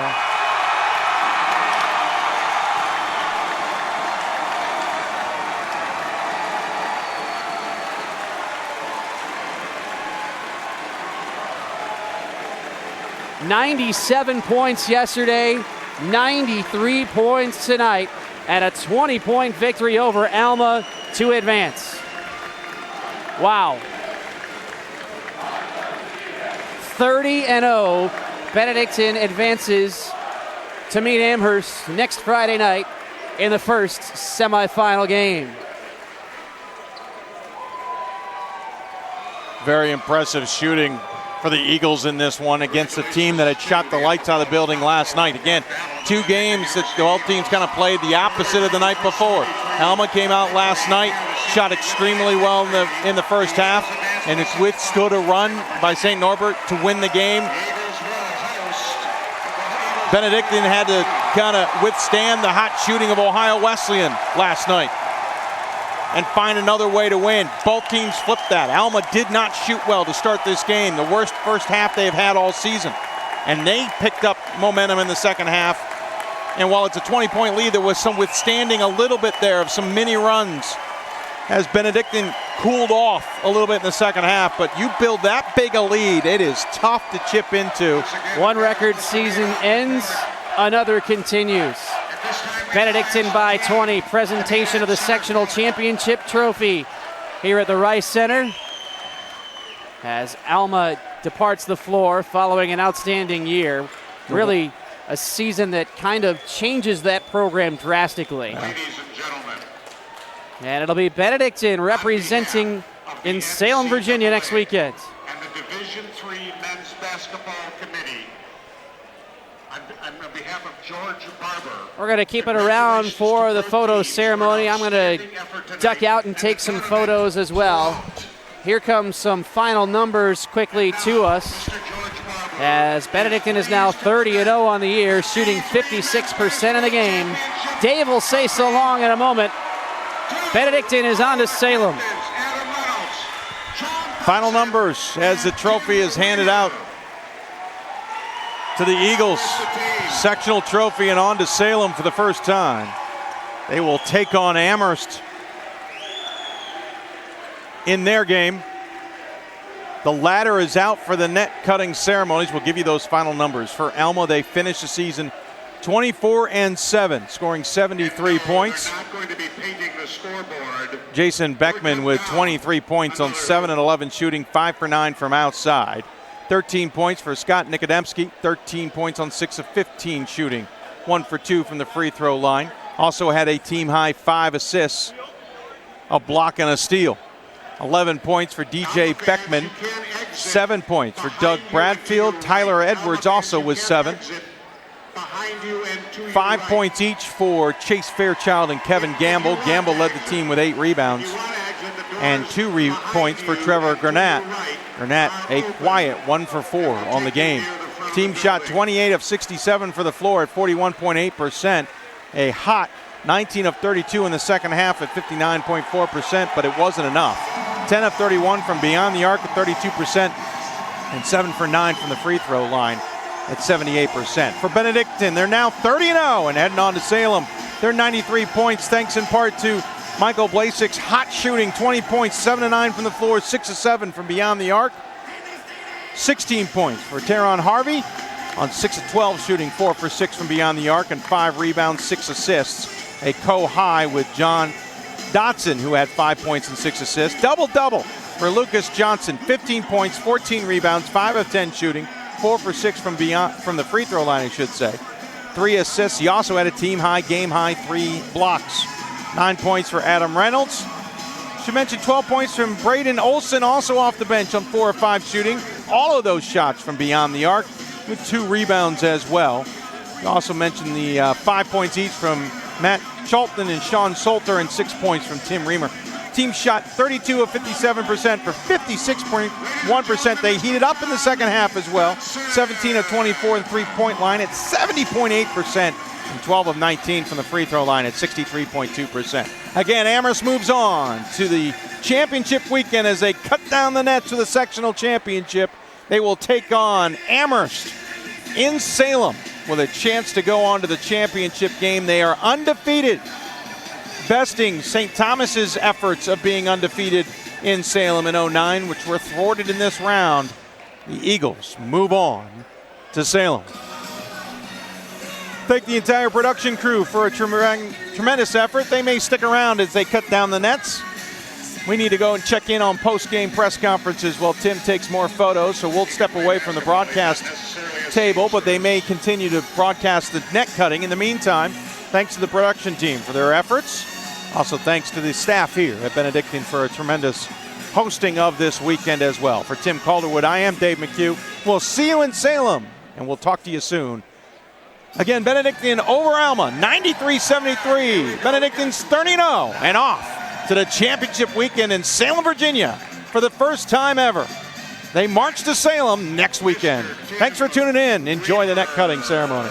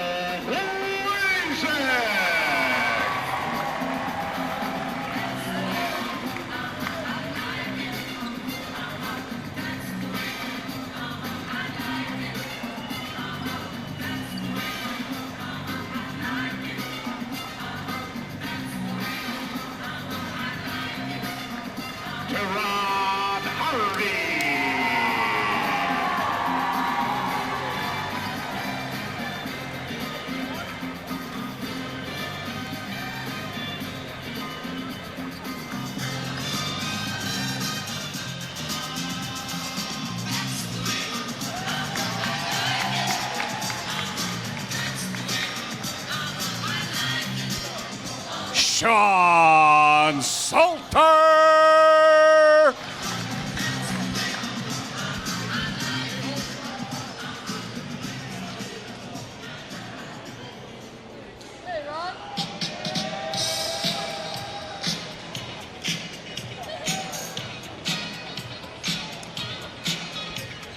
Matt Chalton.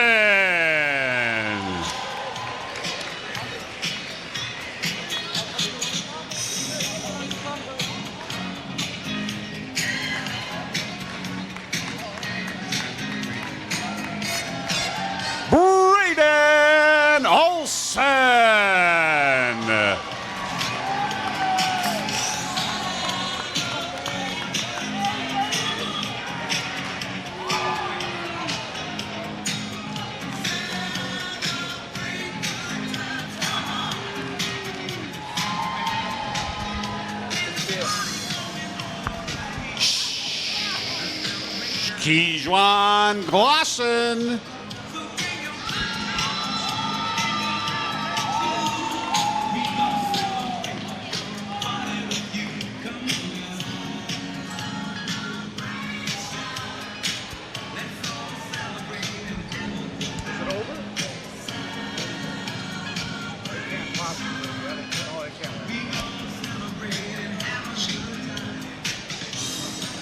Shaka Washington.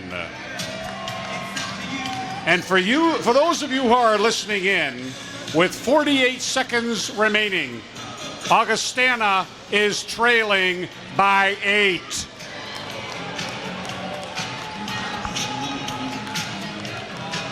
Paul Nowak.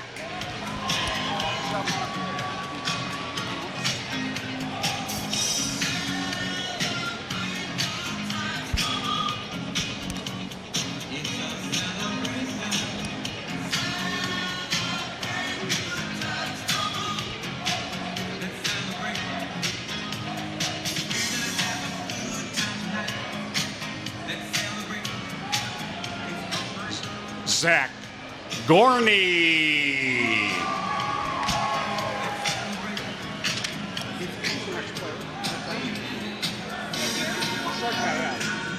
Yeah, the next one going up. I don't know where from. Your buddies know. Want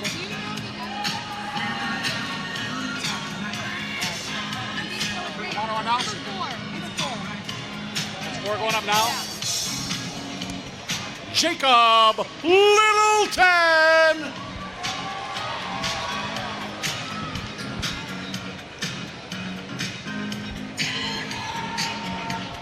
What's the other team?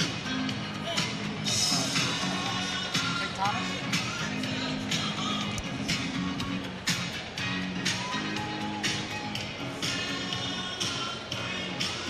Darren Cohen.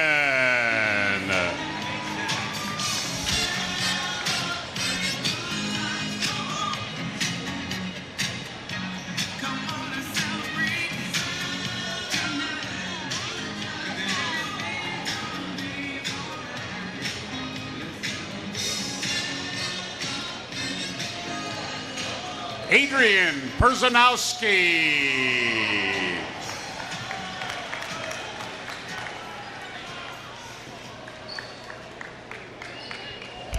What's Malik's last name? What's Malik's last name?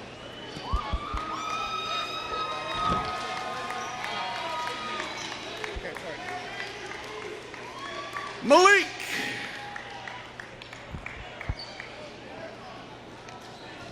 Yeah, easy for you to say, Braden.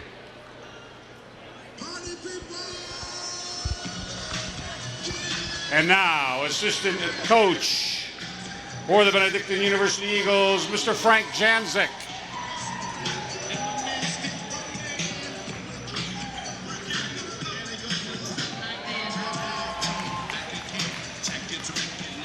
Matt Jones.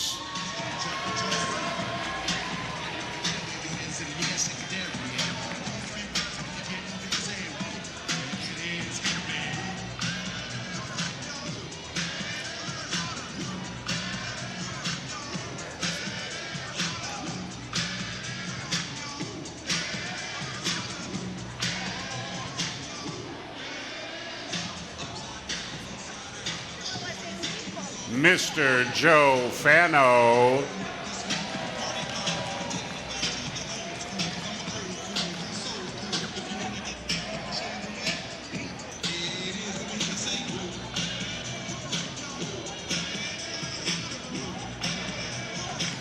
Ladies and gentlemen, the next up the ladder is your head coach for the undefeated Benedictine University Eagles, Mr. Keith Bunkenberg.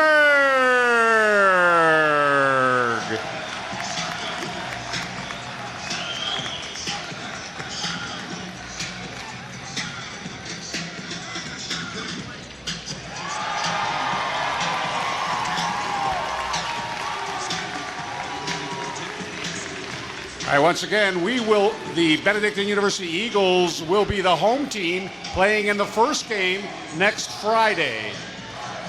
With 27 seconds left to go, it is still the University of St. Thomas 82-76.